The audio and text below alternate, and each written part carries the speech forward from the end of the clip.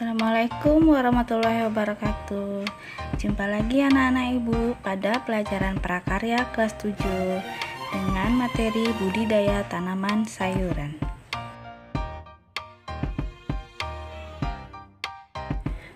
Tujuan pembelajaran menjelaskan komoditas tanaman sayuran yang dapat dikembangkan sesuai kebutuhan wilayah setempat. Tapi sebelum itu, jangan lupa klik subscribe untuk membangun channel ini agar lebih baik lagi. Terima kasih. Indonesia sebagai daerah tropis dapat membudidayakan tanaman sayuran sepanjang tahun karena tersedianya sinar matahari yang cukup. Tanaman sayuran dapat tumbuh dengan baik di berbagai daerah di Indonesia. Apakah kamu suka makan sayur? Apa sayur favoritmu? Hampir setiap bagian dari tanaman sayuran dapat dimakan. Sayuran dikelompokkan berdasarkan bagian yang dapat dimakan atau dimanfaatkan.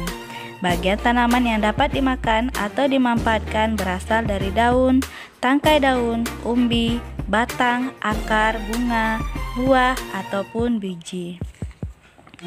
Kamu perlu memahami berbagai deskripsi tanaman sayuran yang akan dibudidayakan.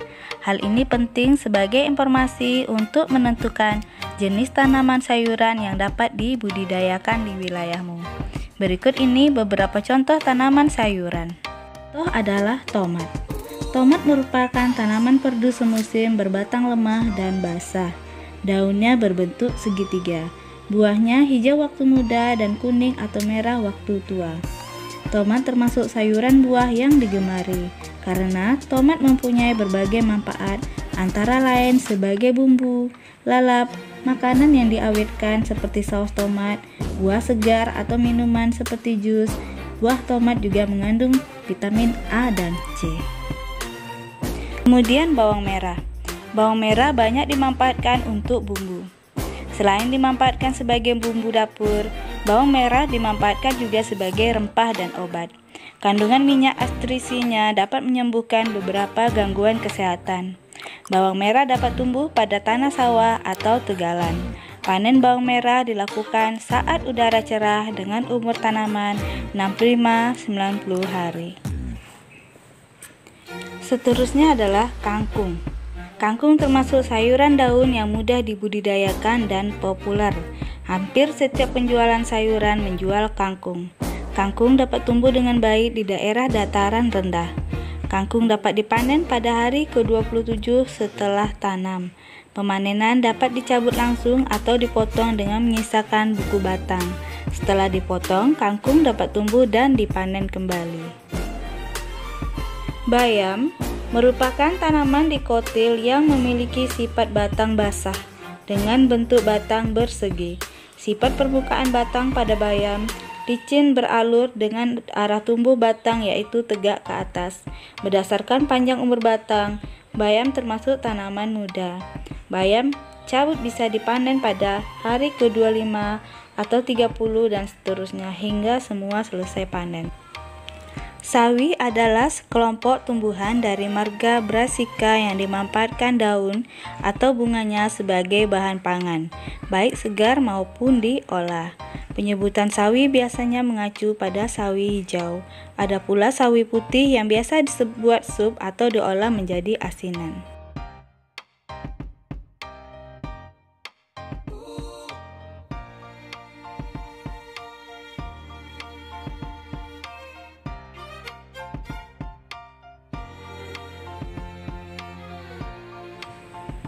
Sarana produksi dan tahapan budidaya tanaman sayuran perlu diperhatikan sebelum melaksanakan budidaya. Dalam melakukan budidaya dibutuhkan sarana produksi dan pelaksanaan tahapan yang tepat sehingga dapat tumbuh dengan baik dan diperoleh hasil yang optimal. Adapun sarana produksi budidaya tanaman sayuran pertama adalah benih atau bibit. Benih berbeda dengan bibit. Benih berbentuk biji, sedangkan bibit sudah berbentuk tanaman yang masih kecil. Benih harus mempunyai kualitas tinggi, baik mutu genetik, fisik, maupun fisiologinya. Kemudian adalah pupuk. Pupuk digunakan untuk menambah dan melengkapi kandungan unsur hara yang kurang dari tanah. Selanjutnya, pestisida. Pestisida berguna untuk mengendalikan serangan organisme pengganggu tanaman. Pestisida dapat berupa pestisida alami dan buatan. Selanjutnya adalah media tanam. Media tanam berfungsi sebagai tempat tumbuhnya tanaman. Komposisi media tanam perlu disesuaikan dengan jenis tanaman yang dibudidayakan. Media tanam umumnya berupa tanah. Media tanam bahan organik. Berikut adalah beberapa jenis media bahan organik. Yang pertama adalah arang sekam. Adalah hasil pembakaran tidak sempurna dari sekam padi yang berwarna hitam. Kemudian kompos, yang merupakan zat akhir proses fermentasi tumpukan sampah atau serasah tanaman. Kandungan utama kompos adalah bahan organik tanah yang dapat memperbaiki kondisi tanah. Selanjutnya adalah sabut kelapa, yang digunakan sebagai media tanam biasanya yang berasal dari kelapa yang sudah tua, karena memiliki serat yang kuat.